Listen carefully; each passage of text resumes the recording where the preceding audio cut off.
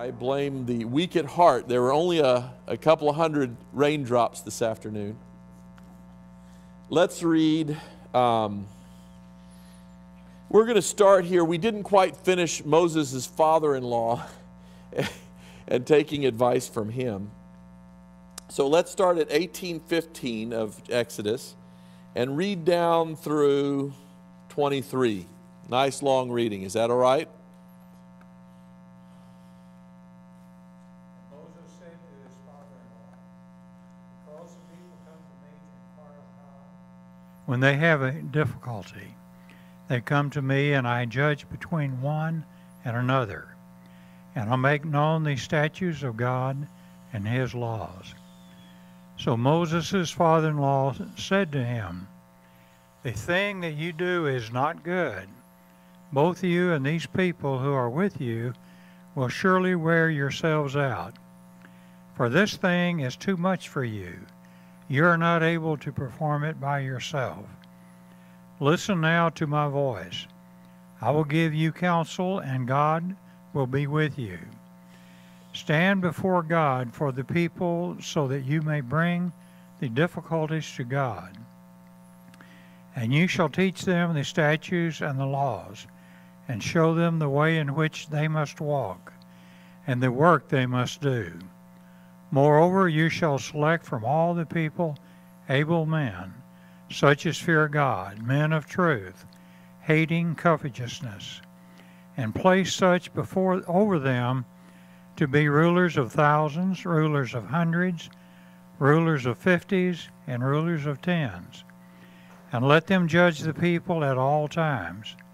Then it will be that every great matter they shall bring to you, but every small matter they themselves shall judge. So it will be easier for you, for they will bear the burden with you. If you do this thing and God so commands you, then you will be able to endure, and all this people will also go to their place in peace. Beautiful. Thank you. Okay, so verse 17 has an interesting turn of phrase. How many people like it when your in-laws come to your house from out of town and say, what you're doing is not good? It's always something that'll bring you up a little short, and so that's what he said. And then it's very interesting, because clearly the Midianites were not necessarily worshipers of the true God. And so here comes a guy who clearly has been infected by Moses when Moses married his daughter, and now he seems to believe in the true God. And he says, listen to my voice, I will give you counsel, God will be with you. And then later on down it says,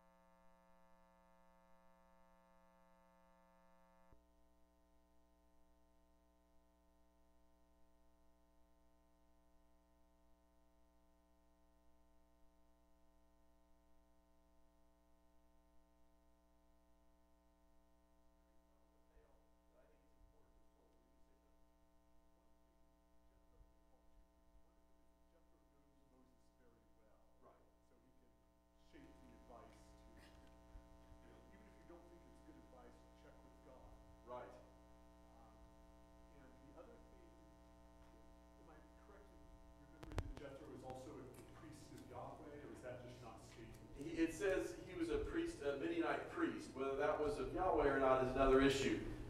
Some people believe because that there were people that had come over from there that it was, and some say no, not so much.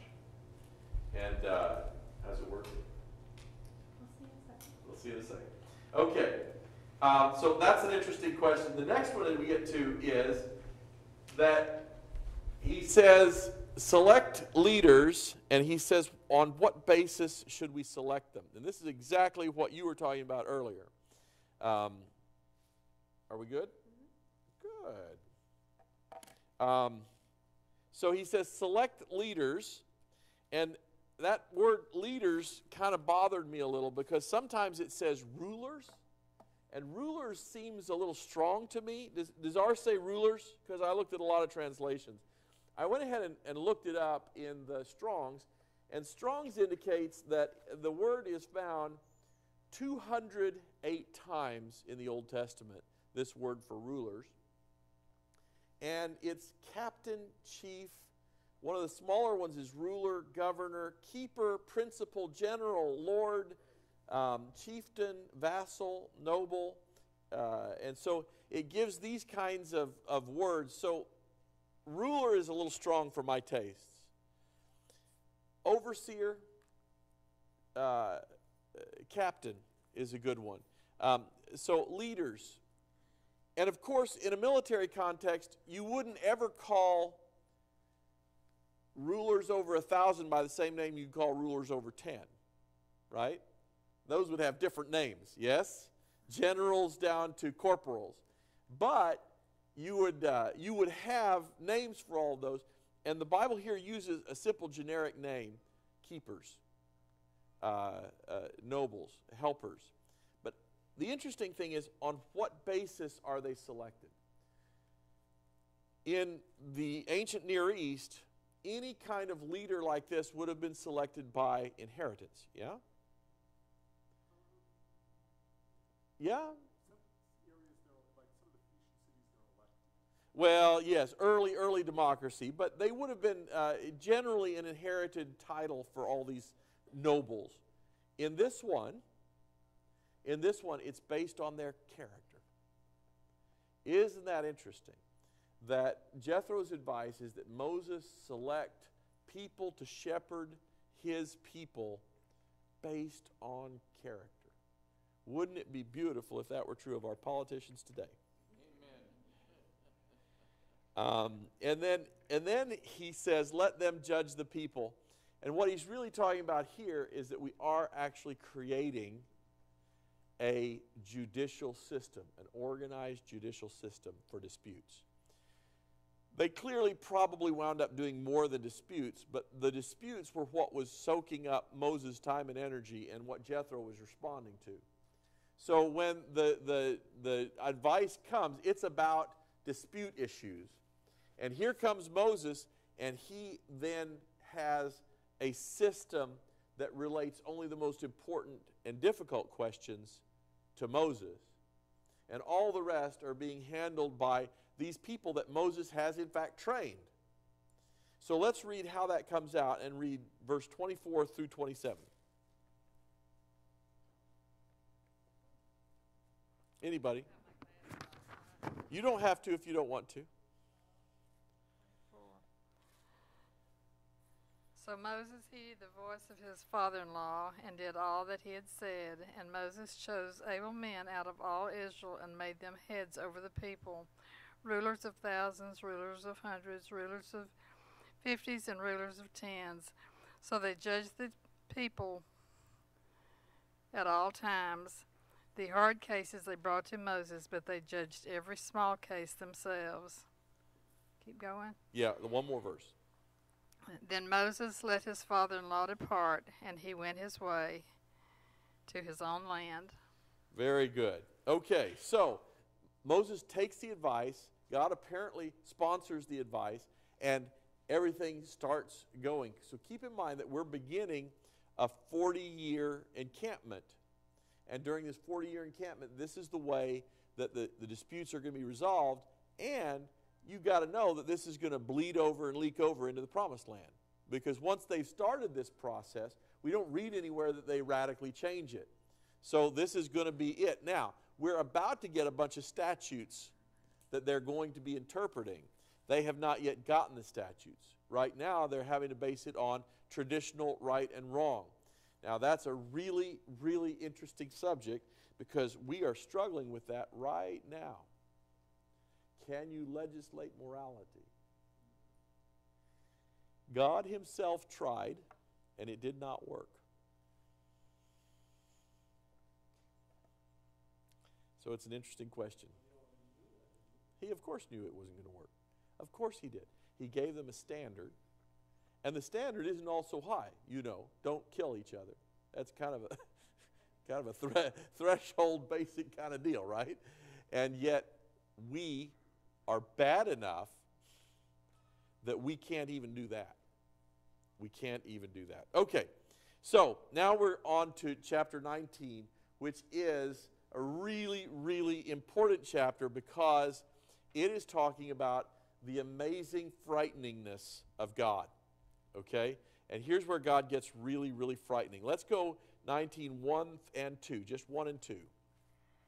In the third month after the children of Israel had gone out of the land of Egypt, on the same day they came to the wilderness of Sinai, for they had departed from Rephidim, had come to the wilderness of Sinai, and camped in the wilderness. So Israel camped there before the mountain. Very good. So we're still in the wilderness of sin. The wilderness of sin is really, really large, and within the wilderness of sin is the wilderness of Sinai. And keep in mind that it's the same word, sin, Sinai, so it's a derivative word. And so we're now coming up against this mountain. Again, there's dispute as to which mountain it was. Very likely it's the one in the middle of the Sinai Peninsula, but it could be over there in Saudi Arabia. Who knows? So here they are. They are at Mount Sinai, and they have taken 3 months of wandering to get there. And you remember we've been through at least 3 different oases that we've talked about.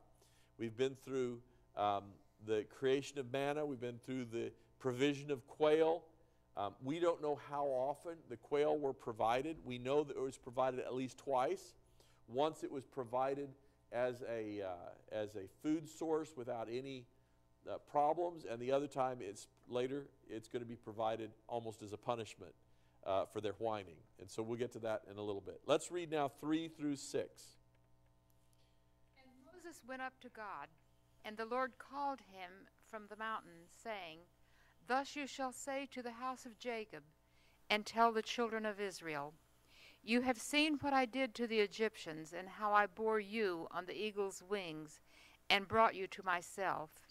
Now therefore, if you will indeed obey my voice and keep my covenant, then you shall be a special treasure to me above all people. For all the earth is mine, and you shall be to me a kingdom of priests and a holy nation. These are the words which you shall speak to the children of Israel. Very possibly the most important paragraph in Exodus so far. So a lot of things go on in this paragraph, so let's look at them carefully. The first part of the paragraph is actually a poem. It doesn't come across in English, but it is a poem in Hebrew, and it goes like this. Moses went up to God, which in Hebrew is 10 syllables, and Yahweh spoke aloud to him from the mountain, another 10 syllables. So that's 2 10-syllable phrases. And then there's a linking word, saying, and then 2 7-syllable sentences. This you will say to the family of Jacob, you will tell the Israelites. Those are the same. So this is a little poem. And the Hebrews would have recognized it as such. They would have seen that poetry.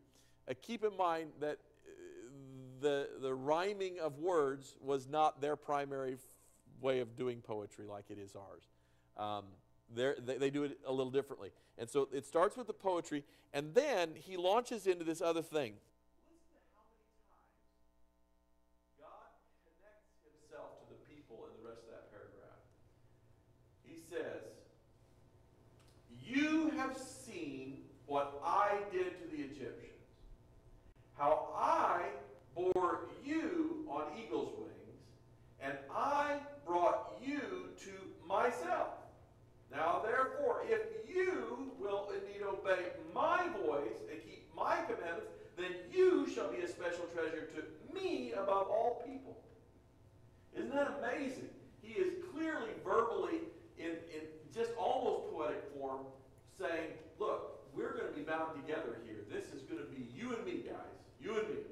And then he goes on to say, you know, the whole earth is mine, but you shall be to me a kingdom of priests and a holy nation. Now, what in the world does that mean? A kingdom of priests and a holy nation.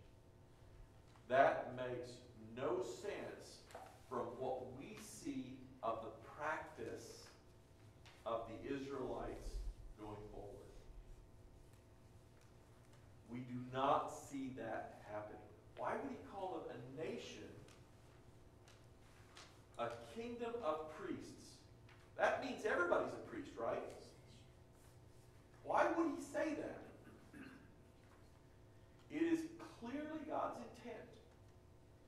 And no commentator disagrees with this. This isn't a Seventh-day Adventist doctrine.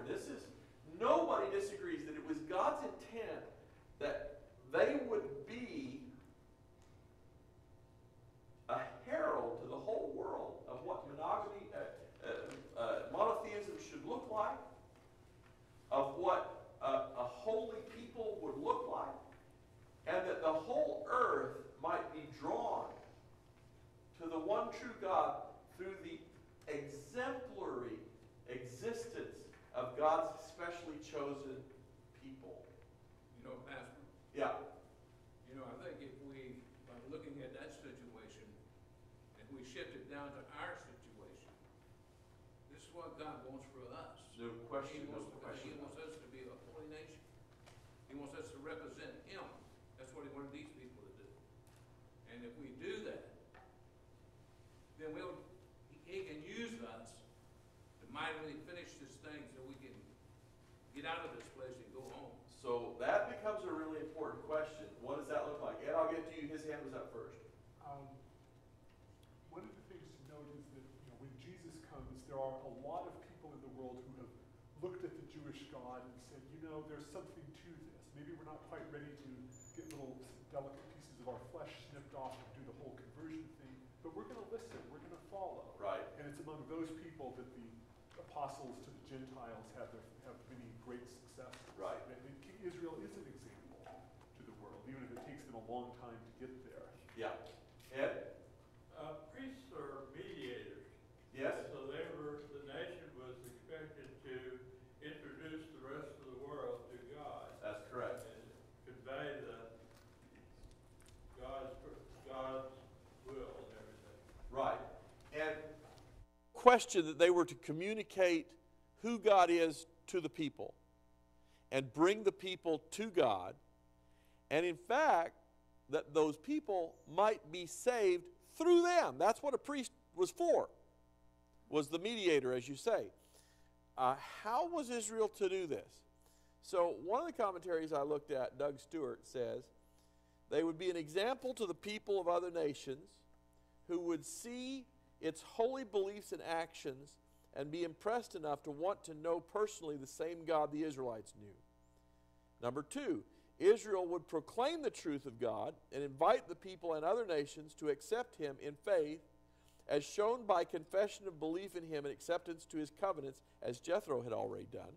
Number three, Israel would intercede, that's what you were saying, intercede for the rest of the world by offering acceptable offerings to God, both sacrifices and behavioral, and thus ameliorate the general distance between God and humankind. And four, Israel would keep the promises of God, preserving His word already spoken and word to come, and anyone in the whole world could promptly benefit from the body of divine revealed truth of the Scriptures.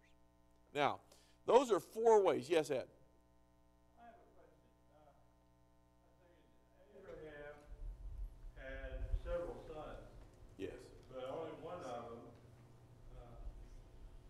went on to become the father of all. And I think what God says in that is only one was the son of promise. So, And Isaac had several sons, but only one of them became the son of promise. son of promise. Well, Jacob had a bunch of sons, and they went on, but now later on, of course we're getting ahead of things, Israel to the north got amalgamated with the Amalekites and so forth. So we're left with Judah and Benjamin. So who is the tribe of Judah? So Judah is actually the Right. And I just wondered, so the Jews that we have, people we call Jews today, are they from Judah? Yeah, that's why they call them Jews. Okay. Yep. And so that's exactly why they're called Jews, because that comes from the word Judah. Judaists, if you will. Now, so the real point to all of this, the reason that I bring this up, this is such an important climactic paragraph for the first half of Genesis, because it defines Israel's real purpose. And a little while ago I said God tried to legislate morality and it didn't work, but it did. And that's why we want to get to this. The fulfillment of every promise that we see in Exodus, every promise of the children of Israel is fulfilled in Jesus. None of them are sufficiently fulfilled in any complete way in the people of Israel before Jesus. They failed in every respect to live out the promise that God made to and through them. And just like Ed said, it gets diminished, diminished, diminished until all that's left is a few from Judah and Benjamin and Levi. And then from that comes the flower of Israel, the sweetest rose of Sharon, comes Jesus, who actually fulfills this promise that said, you shall be a kingdom of priests and a holy nation because of Jesus. And that's all. Over here, then over there.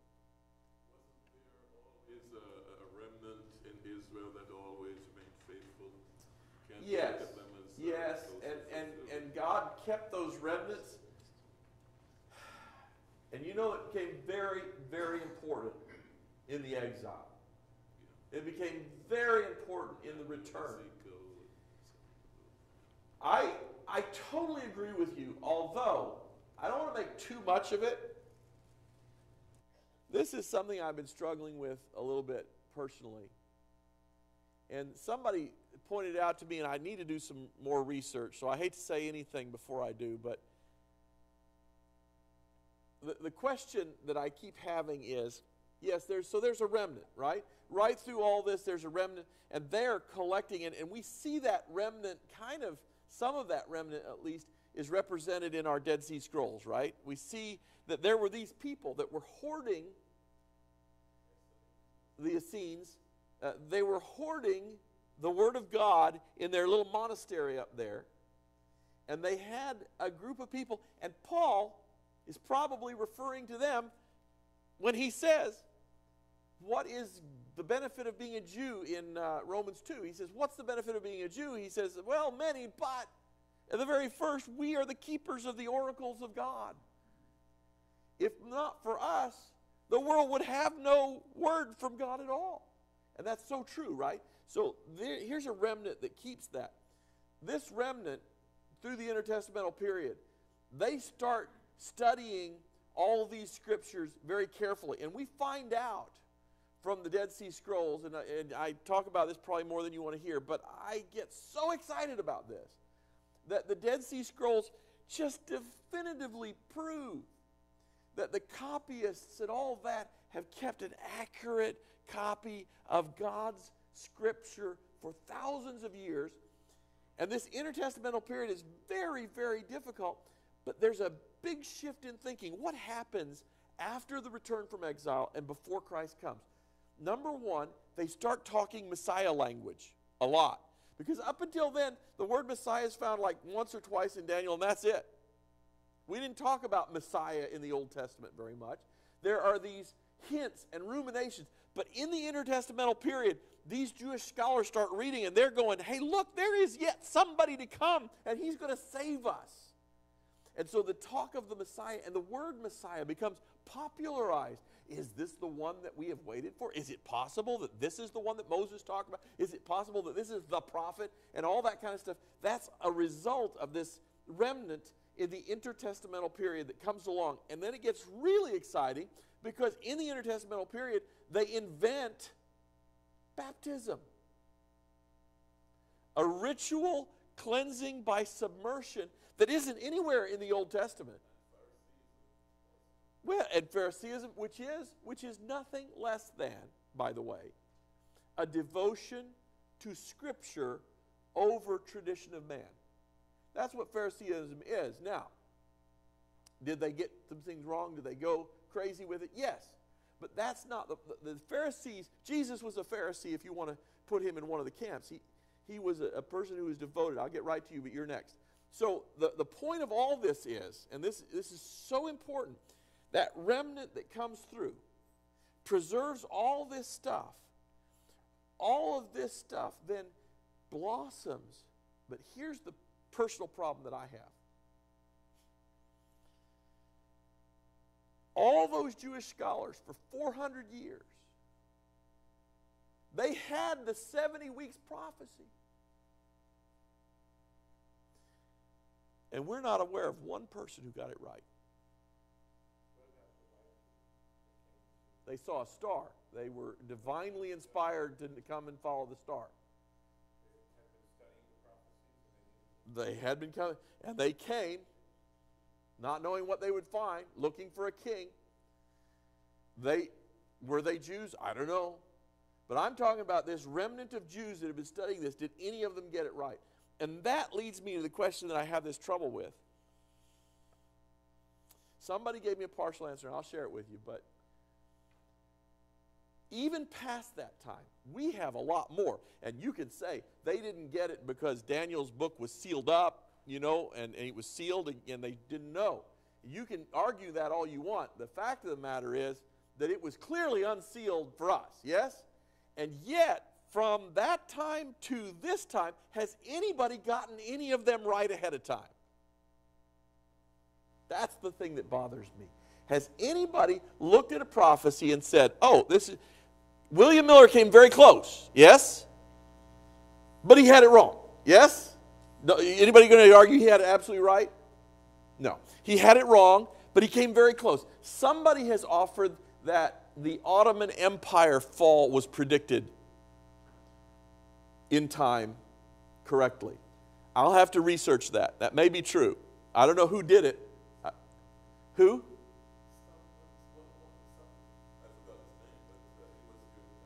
So I'll have to look at that one. That's the one. But what I'm trying to get at in my head is, if all these prophecies are there, and I'm telling you, it is amazing how much great minds like William Miller and others were able to draw out of what seemed to me very cryptic prophecies, right? If we didn't have the shoulders of these prophetic interpreters to stand on, I mean, it would take some time for us to figure out year for a day, right? I mean, you have to get this text from here and this text from here to make that all work, right? And so it's all pretty cryptic. But all of a sudden, we pull these prophecies together and they mean something. And the question I have, and this is one for the ages, is the purpose of these prophecies the prediction of future events?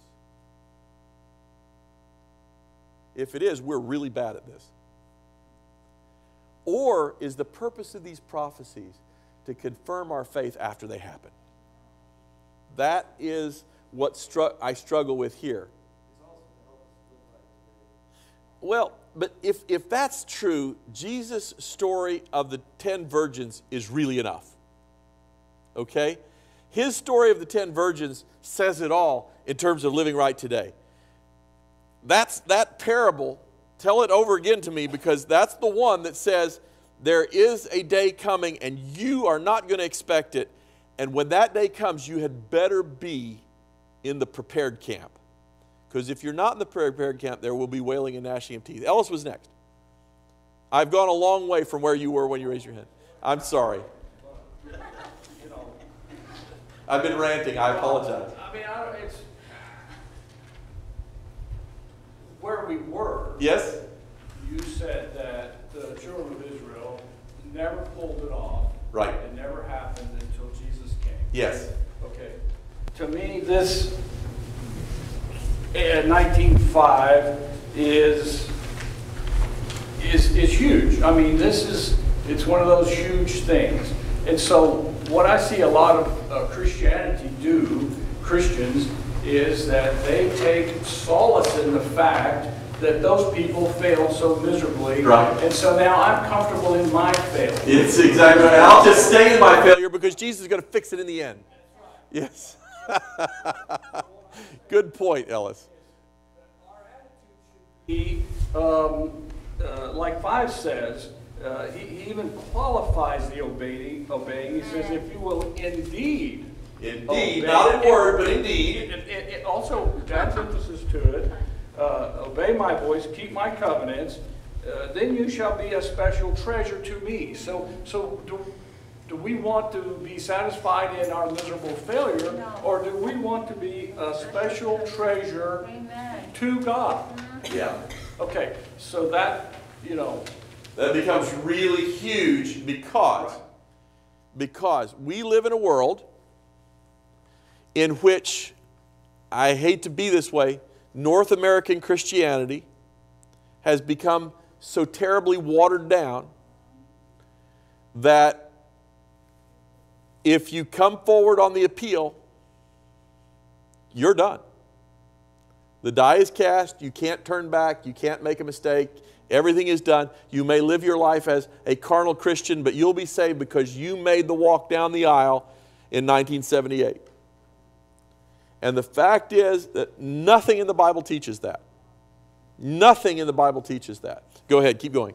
Well, I was just going to say that a little bitty word, if, becomes huge in that sentence. That's the whole whole shoot match. The whole shoot match. Yeah. If. Okay, so and that's really important, and I appreciate that. And the clarity is. And I'll tell you where I see all this coming from. Foundationally, legalism is death. Anybody disagree with me on that one? Legalism is death. Because whenever we think that by our behavior we're going to earn, fill in the blank, anything, we are lost. Because if we rely, trust in, or otherwise place our faith in our behavior, it's over. The shooting match is over on the other side of the street, right? But yes. God is asking these people to perform perfect behavior, perfect works. He is. So that He can be a treasure. Yes, but that's where I'm going with it. Yeah, okay. Because there is a general and uniform and appropriate agreement that legalism is death, then we overreact to that death and we run to the other one. And the other death is believing that God's grace is so cheap that we can abuse it with impunity. That God's grace will save us even if we choose every wrong choice after He's told us specifically every right choice. Believe something similar. Did they? They could do anything. The body was evil. Oh, I see, yeah. So the dualism thing. The body is So that's the bottom line. Go ahead, Ed. Well, if we look at this, where it says that the Jews are to become these priests, and we say, oh, how terrible, they became self-centered and hated everybody else. But in the end, they preserved up until Christ came. So And beyond. And those people that Christ sent out were Jews. Right. And the Jews spread the word. And so we as Christians are beholden unto the Jews for preserving the connection with God. And evangelizing us. And think about this. So this is where it gets, to me, pretty fascinating. So Jesus ascends. A whole bunch of Jews get that they just missed the Messiah. And 3,000 in a day, et cetera, et cetera. Everybody plows in. Everybody's excited. This is great. We have found the Messiah. The Messiah has risen. We are ready for this new structure of belief within our old structure of belief, right? Because it's the same, right? And so they're all excited about it. And then all of a sudden, Peter comes and says, new light.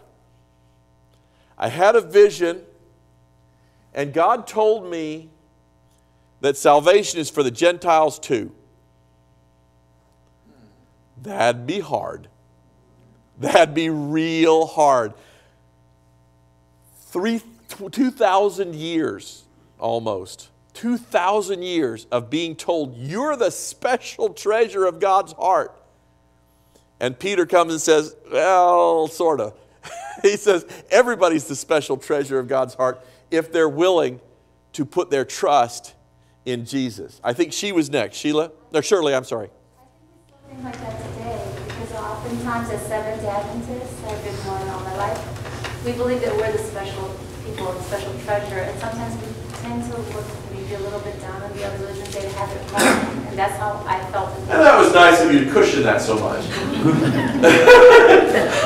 I don't know that I would. Go ahead. And yet, even here it's foreshadowed. You will be a special treasure, yes, but it's not said, and none of those other people will be mine at all. Right. No, in fact, it said you will be a priesthood to them. That's the whole point. And if you read back to Abraham, he says, I will make your lineage a blessing to who? All people. Now, that's where it really gets interesting. Because clearly, that's talking about Jesus. But it's also talking about the Jews. He's saying, you'll be a blessing to everybody around you. And so will we in Jesus' stead. And so the question is, what does it mean to be a blessing to the people around us? And that's a really important question because looking down on them is the wrong answer, yeah? Okay, Shirley has correctly identified one way that we're not a blessing to people around us is by saying, well, you know, we have the truth. You guys, off you go. That's not the way. So what is the way? So last night, how many of you were here last night? I'll get to you, Ed. We had a really interesting meeting last night. 40 people showed up. Did somebody laugh? 40. And you know, I don't go with the 3,000 number. I know that you have a list that says 3,000 people, right? I haven't seen 3,000 people. And for anybody who's not clued what we're talking about, our technical membership books say that we have 3,000 members. 3,100 is that 3,020 or something like that. 3,153. That's the church clerk. Yes, we got the right number. But the problem is, I never see on a regular week more than 1,100 to 1,200 members, not counting visitors, in our building. Maybe we see them in shifts. So, and I've done the estimations on that, okay? So the estimations go like this. If you see 1,200 consistently, and we don't, let's say we see somewhere between 1,000 and 1,200 consistently, okay? Sometimes it's even lower than 1,000, but let's just say, let's call it 1,000, just to be, if we see 1,000 people, that probably is something like 1,200 to 1,500 people taking shifts, right? Because some weeks they show up and some weeks they don't. And what we used to do at this church is, you know, we as Seventh-day Adventists have a higher level of care for numbers than many other denominations, right? Is that a fair statement? Did I cushion that one too much? And so we have this thing that numbers are important. And so we report a lot of numbers to the conference organization every week. What we used to do at Keene is we would report the number of people that were in the building plus the number of people we estimated were watching on television.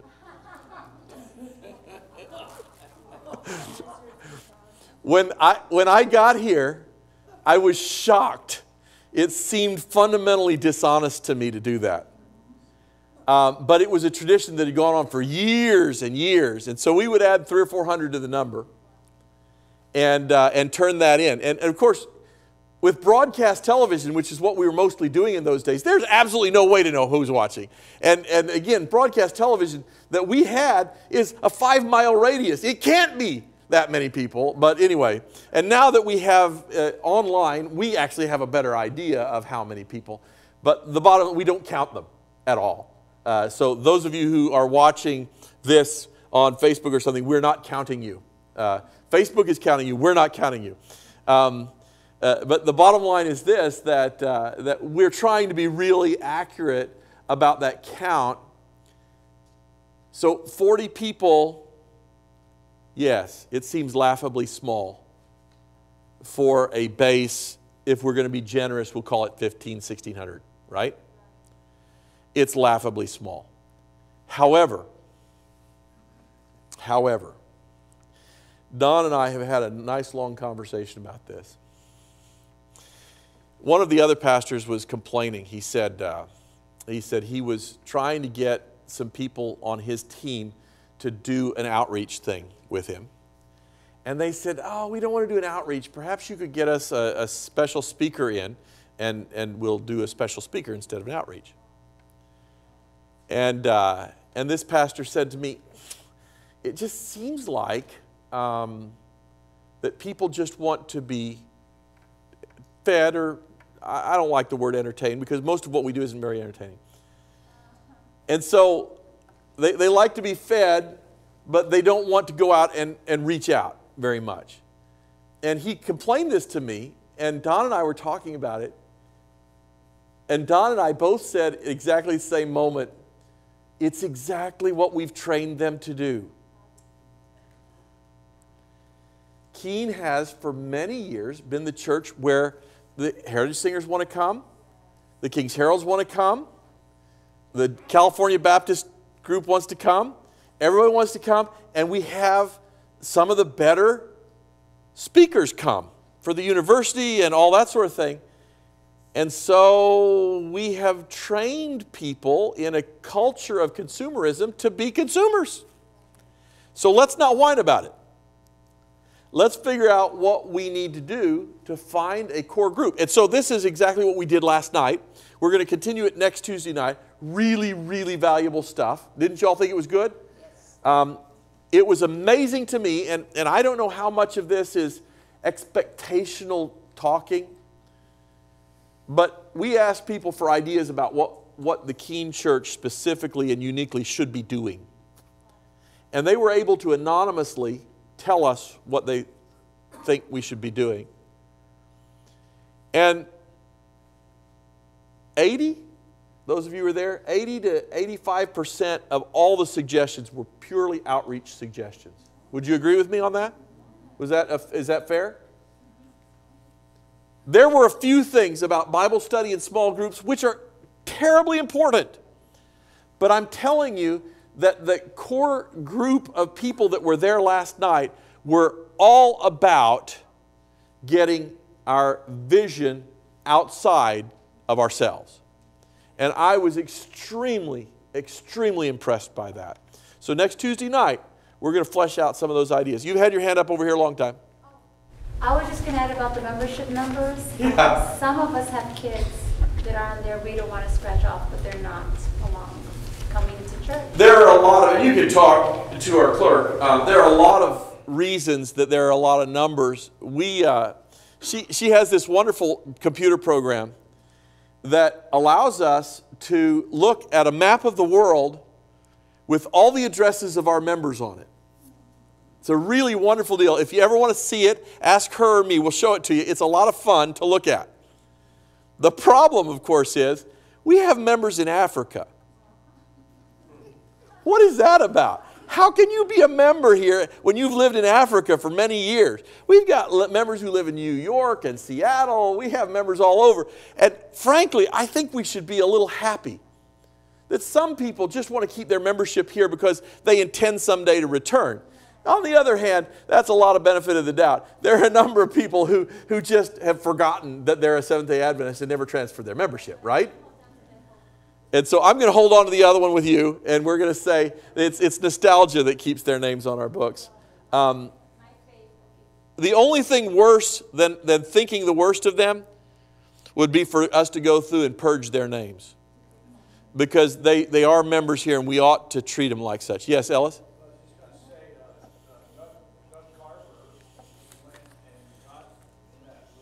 Yes. And that was what he did. He would go knock on those people's doors and invite them to Right. church. And he had some positive... Yes. There's an interesting... We had some ideas last night about it, and we're going to talk about... We're going to flesh out some of those ideas. It takes a very special person. Marie and Don have done some of this. It takes a very special person to go to a person's house that hasn't attended your church in 10 years.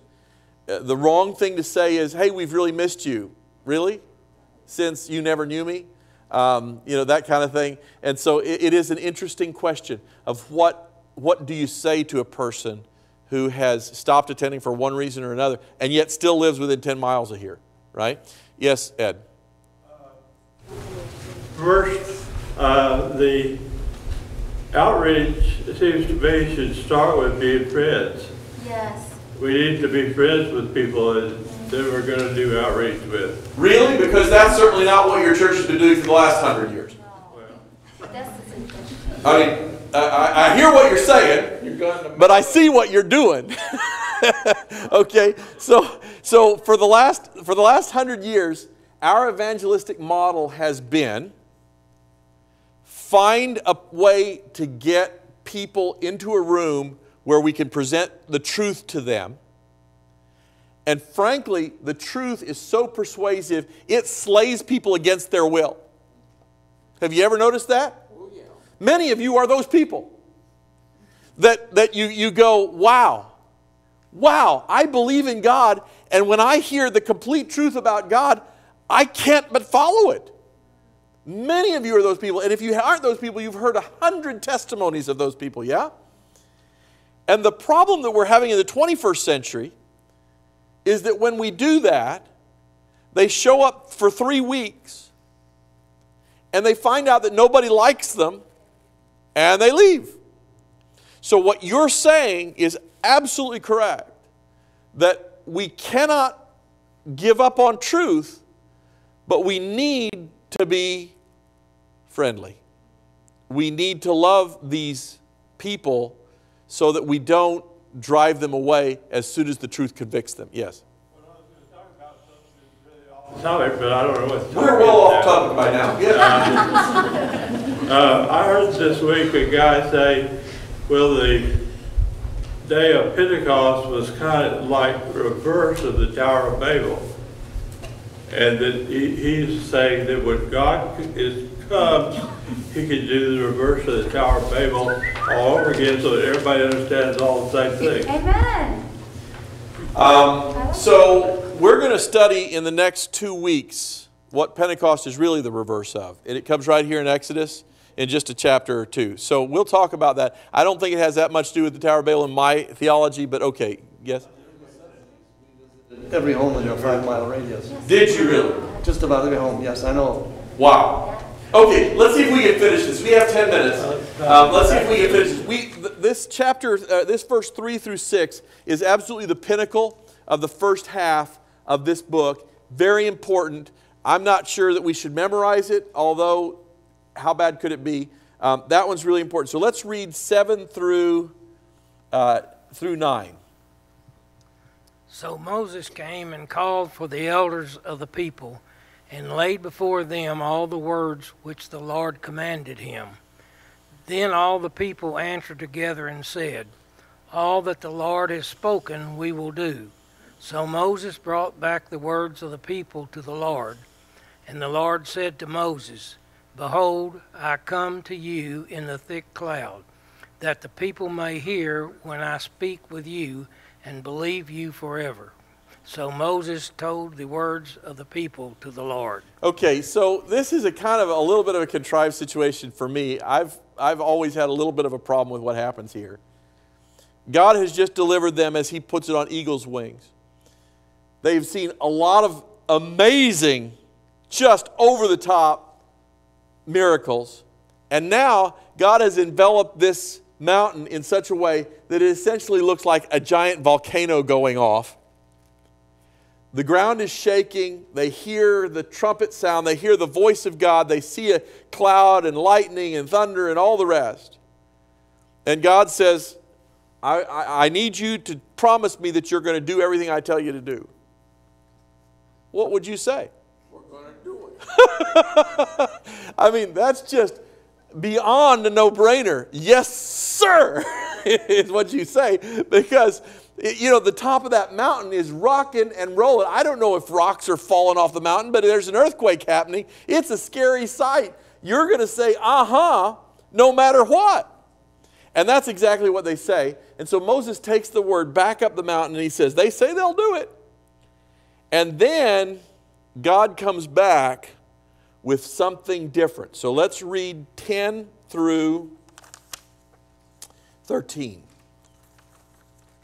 Then the Lord said to Moses, "Go to the people and consecrate them today and tomorrow, and let them wash their clothes, and let them be ready for the third day. For on the third day the Lord will come down upon Mount Sinai in the sight of all the people. You shall set bounds for the people all around, saying, Take heed to yourselves that you do not go up to the mountain or touch its base. Whoever touches the mountain shall surely be put to death. Not a hand shall touch him, but he shall surely be stoned or shot with an arrow, whether man or beast. He shall not live. When the trumpet sounds long, they shall come near the mountain." Okay, so here is God telling Moses, listen, my presence is going to be here, and this is way, way, way too holy for these people. And they need to recognize the separation between holiness and unholiness. And so we're about to address that whole subject in the second half of the book of Exodus. But before we get to the second half of the book of Exodus, God says to Moses, they need to wash up. They need to do their laundry.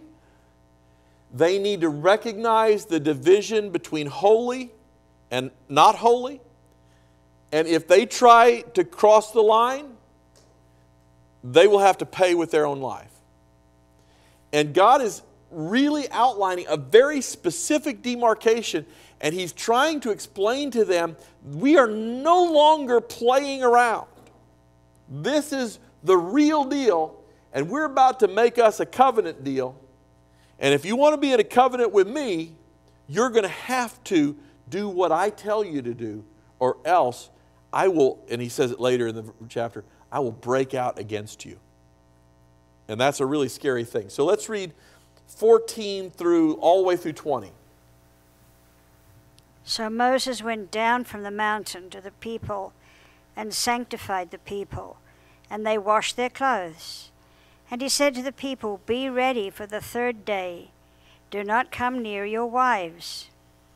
Then it came to pass on the third day in the morning that there were thunderings and lightnings, and a thick cloud on the mountain. And the sound of the trumpet was very loud, so that all the people who were in the camp trembled. And Moses brought the people out of the camp to meet with God, and they stood at the foot of the mountain. Now Mount Sinai was completely in smoke, because the Lord descended upon it in fire. Its smoke ascended like the smoke of a furnace, and the whole mountain quaked greatly. And when the blast of the trumpet sounded long and became louder and louder, Moses spoke, and the Lord answered him by voice. Then the Lord came down upon Mount Sinai on the top of the mountain, and the Lord called Moses to the top of the mountain, and Moses went up. Okay, this would be purely horrifying. If you made the movie, people would be frightened, okay? If you saw this in real life, It's exactly like have you seen those videos of the tsunami that happened over, it was Indonesia? And people who are out there enjoying the beach, people who are walking along streets, people who don't expect to have their whole world blotted out. And then all of a sudden, the whole world is blotted out. And it's water where water has never been. And that's exactly these people. They would have been absolutely horrified. Let's read 21 to the end. 21 to what? To the end. And the Lord said to Moses, "Go down and warn the people, lest they break through to gaze at the Lord, and many of them perish. Also let the priests who come near the Lord consecrate themselves, lest the Lord break out against them." But Moses said to the Lord, "The people cannot come up to Mount Sinai, for you warned us, saying, 'Set bounds around the mountain and consecrate it.' Then the Lord said to him, 'Away, get down, and then come up, you and Aaron with you. But do not let the priests and the people break through to come up to the Lord, lest he break out against them.' So Moses went down to the people and spoke to them." Okay, so this is really important what he's saying, and he's using a play on words, related words in Hebrew. He says, don't try to break through, or I'll be breaking through. I will break out against you. And thus we come to the end of the first half of Exodus. This book is very clearly by the author drawn into two pieces, and this is the end of the first piece. The second piece begins with Exodus chapter 20. Most of us have some of Exodus chapter 20 memorized, yes? And so we know what Exodus chapter 20 is. We Adventists know what Exodus chapter 20 is better than most people. What is Exodus chapter 20? It is the delivery of the law of God. And we'll be talking about that next time. And so I think we're exactly 30 seconds from the end, or is it 90 seconds? I don't know. Let's pray. Heavenly Father, we thank you for your words. We thank you for helping us to know the middle ground between cheap grace and legalism.